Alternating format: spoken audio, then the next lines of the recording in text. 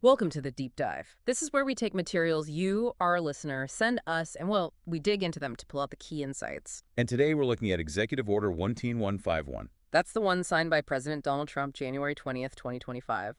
The title's pretty direct. Ending Radical and Wasteful Government DEI Programs and Preferencing.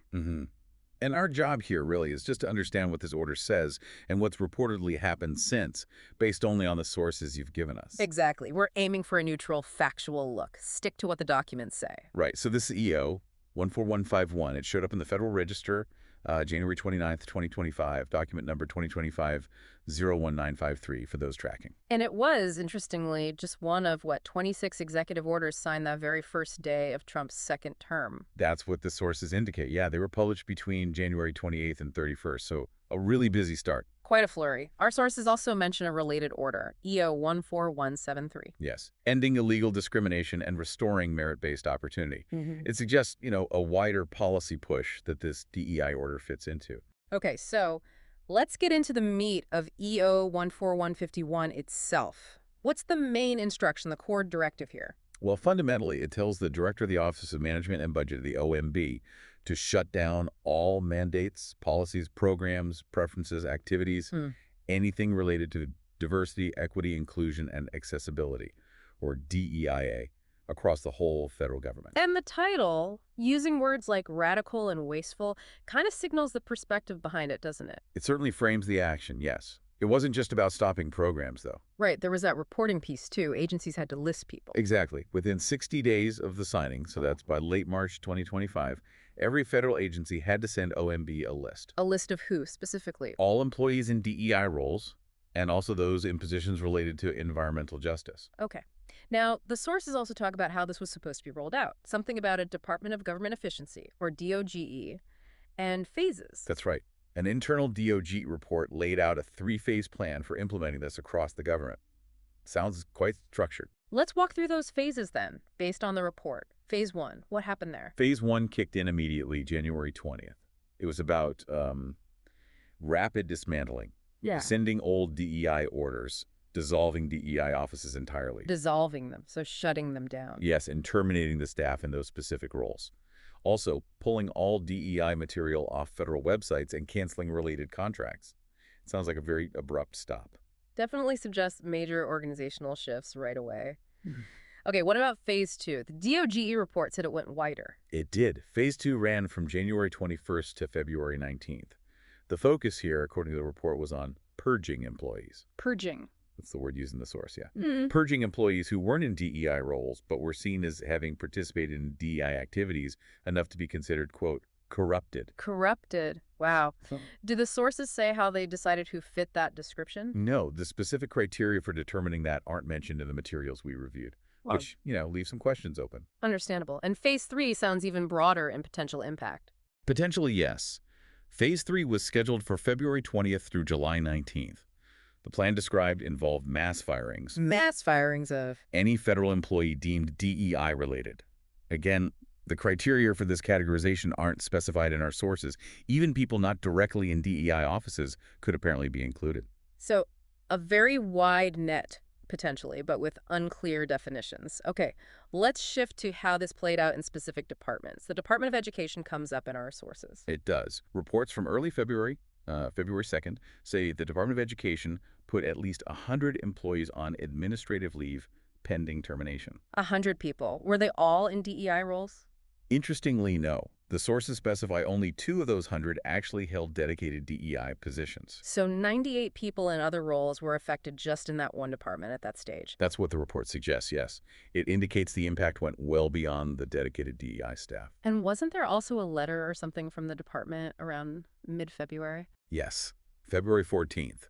A letter reportedly went out accusing American educational institutions of racial discrimination against white and Asian students. And did it order any changes? It did. It ordered an immediate stop to all DEI-related activities concerning students and campus life hiring, promotion, financial aid, scholarships, housing, even graduation ceremonies. Basically all aspects. A sweeping halt. Okay, what about other parts of the federal government? Did other departments see similar actions? Yes, the sources mention others.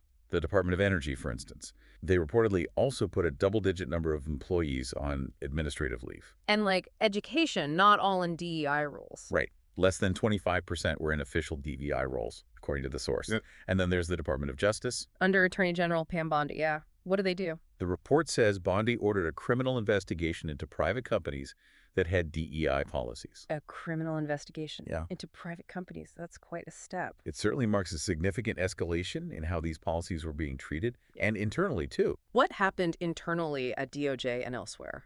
Well, the IRS reportedly deleted mentions of DEI from its own procedural handbook. Scrubbing the language. Seems like it. And the DOJ itself, in April 2025, reportedly pulled out of a civil rights settlement with Alabama about sanitation issues. Why? What was the reasoning given? The reason cited in our sources was that the settlement, which dated from the previous administration, violated the new ban on DEI initiatives.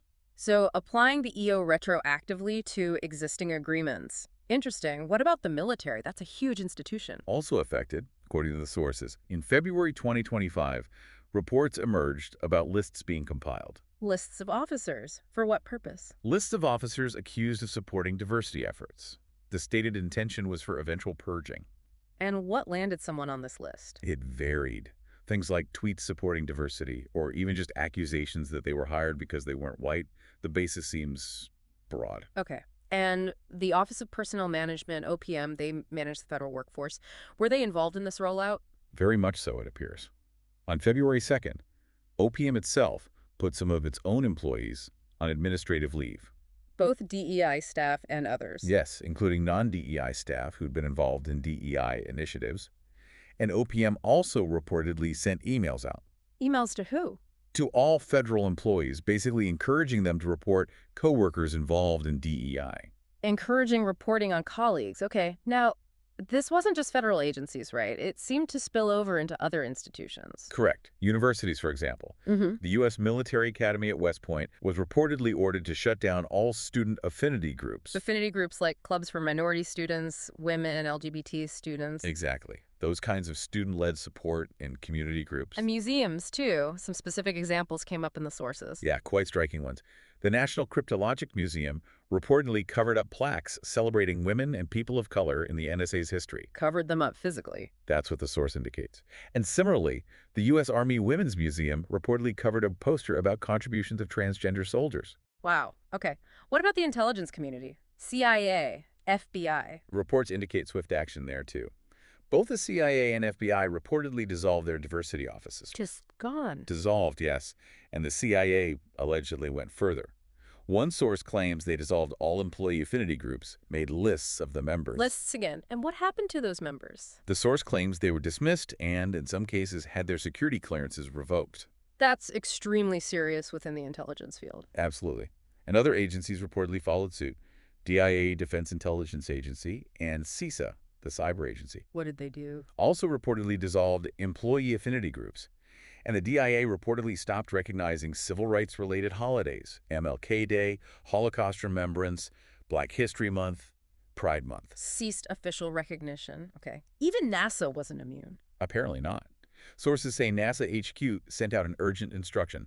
Drop everything to scrub their websites. Scrub them of what? Any content related to diversity, underrepresented minorities, and women, just remove it immediately. And the National Science Foundation, they fund a lot of research. They reportedly created an internal list of flagged words. Flagged words? Like what? Words like women, female, gender, BIPOC, LGBT, disability, hate speech, trauma. And what happened if these words appeared in, say, a grant application? Their presence would trigger an extra review of the funding, according to the sources. So potentially affecting what kind of research gets funded. And finally, the National Endowment for the Arts. The NEA also put new restrictions on grants, reportedly, to comply with the order banning funds for DEI-focused programs or anything seen as promoting gender ideology. Okay, so to sort of wrap this part up, Executive Order 15051 seems to have triggered a really wide cascade of actions. Across many different parts of the federal government and related institutions, yes.